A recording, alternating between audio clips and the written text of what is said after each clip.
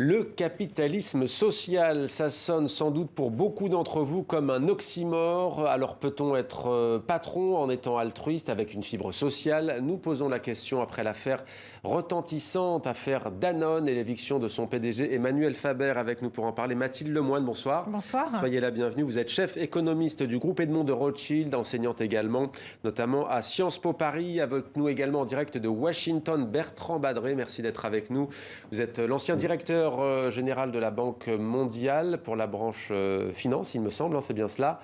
Et Blue Like and Orange, votre institut vise à financer des projets susceptibles de générer un impact positif dans les pays émergents. On se doute que vous avez donc une petite idée sur l'idée du patron altruiste possible ou pas. Mais d'abord, on va revenir donc sur cette affaire retentissante avec une avalanche de réactions après le limogeage d'Emmanuel Faber, PDG de Danone. Et c'est Guillaume Villadier qui nous dresse les contours de ce dossier. Never get slave to money. Stay free. Ainsi parlait Emmanuel Faber il y a 5 ans devant les étudiants d'HEC, l'école dont il est diplômé. À l'époque, le discours du nouveau patron de Danone, dans l'une des antichambres du capitalisme à la française, avait fait sensation.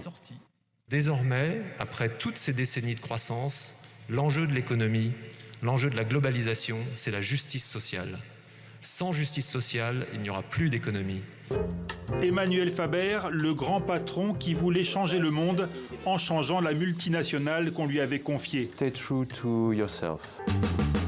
Sous sa gouvernance, Danone est devenue une entreprise à mission, engagée socialement, localement, plus éco-responsable, une société qui ne crée pas de valeur seulement pour elle-même, mais pour l'humanité.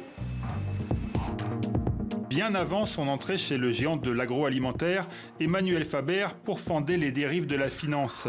Devenu PDG, il dit se sentir mal à l'aise avec le niveau de sa rémunération, 3 millions d'euros par an, et il renonce à sa retraite chapeau, 150 fois le salaire minimum en France. J'ai pas besoin aujourd'hui, dans mes réglages à moi, de ce que l'économie de marché attribue à des patrons de grandes entreprises, mais c'est mon réglage personnel. Mais le bon samaritain ne fait pas l'unanimité. On lui reproche une gestion froide, unilatérale. Surtout, les performances boursières ne sont pas bonnes. En 6 ans, le titre Danone a progressé de 3%, quand ceux de ses concurrents Nestlé et Unilever ont grimpé de 45 et 70%. En 2020, conséquence de la pandémie de Covid-19, la branche eau perd 1 milliard d'euros, 20% de son chiffre d'affaires. En novembre, le héros du capitalisme à visage humain annonce 2000 suppressions d'emplois. J'ai dit que nous avions un devoir d'utopie en tant que dirigeants, mais on a un droit absolu au pragmatisme. Et c'est l'équilibre entre les deux qu'il faut arriver à trouver. Mais les actionnaires veulent un changement de stratégie. Fable marketing pour certains, expérience visionnaire pour d'autres. L'histoire se termine le 14 mars. Emmanuel Faber est démis de ses fonctions. L'échec d'un seul homme ou de toute une utopie?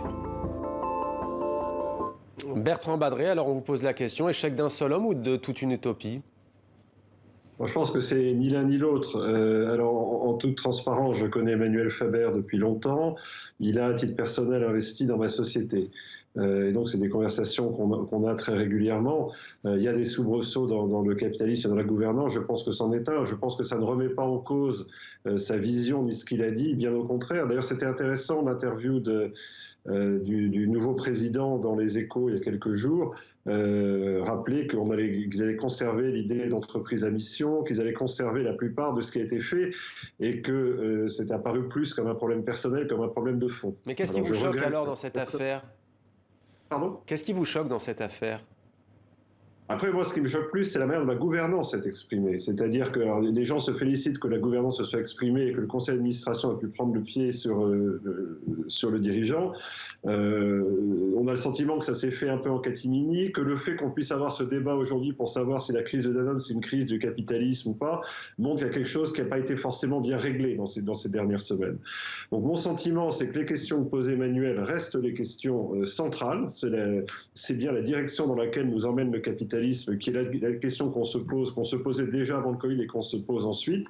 Après, sur les aléas particuliers de ce qui s'est passé, j'ai pas toute la lumière, mais je crois vraiment que les questions restent les bonnes. Et encore une fois, le président interviewé dans Les Échos confirme qu'il ne changera pas le cap. On va voir si c'est le cas. Alors, votre sentiment sur cette affaire, on a le sentiment qu'il y a une expérience qui a été tuée dans l'œuf, on voit que c'est plus compliqué. Quel est votre sentiment ? C'est d'abord un cas emblématique et extrêmement intéressant parce que ça montre qu'il y a une inadéquation entre la volonté de participer à l'amélioration de l'environnement social et environnemental et les outils dont on dispose pour l'évaluer. C'est-à-dire, on le voit très très bien dans votre reportage, c'est-à-dire pour évaluer la perte de chiffre d'affaires, la perte de rentabilité, on a une comptabilité, on a une valorisation économique, tout le monde est familier de ces critères. En revanche, pour effectivement évaluer comment Danone améliore la santé des individus... ça, on ne peut pas le mesurer aujourd'hui. Alors, il n'y a pas de capacité, ou en tout cas, l'entreprise ne s'est pas engagée sur un objectif, c'est-à-dire la santé de qui ? Des femmes, des hommes. Quelle santé ? La réduction du nombre de cancers, la réduction du nombre d'obèses, par exemple.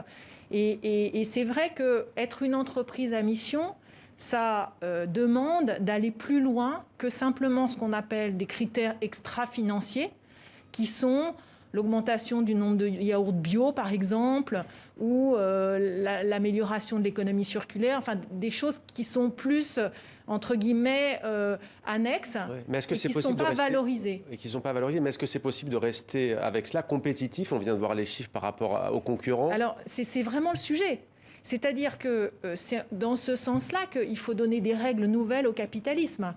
La loi Pacte, qui a été votée en 2019 en France, a dit qu'il fallait tenir compte désormais de l'environnement social et environnemental. Mais ils n'ont pas été plus loin, c'est pas plus précis que ça. Bon. Donc, si vous voulez que le capitalisme intègre mieux la valorisation de ce qu'engendre l'entreprise sur son environnement en termes, par exemple, de bilan carbone, etc., il faudrait que ce soit valorisé au même titre que la rentabilité financière. Alors, vous voyez, c'est vraiment... C'est ce dilemme presque qui se joue. Est-ce que vous êtes d'accord, Bertrand Badré ? C'est la question qui est au cœur de ce capitalisme social, entre guillemets ?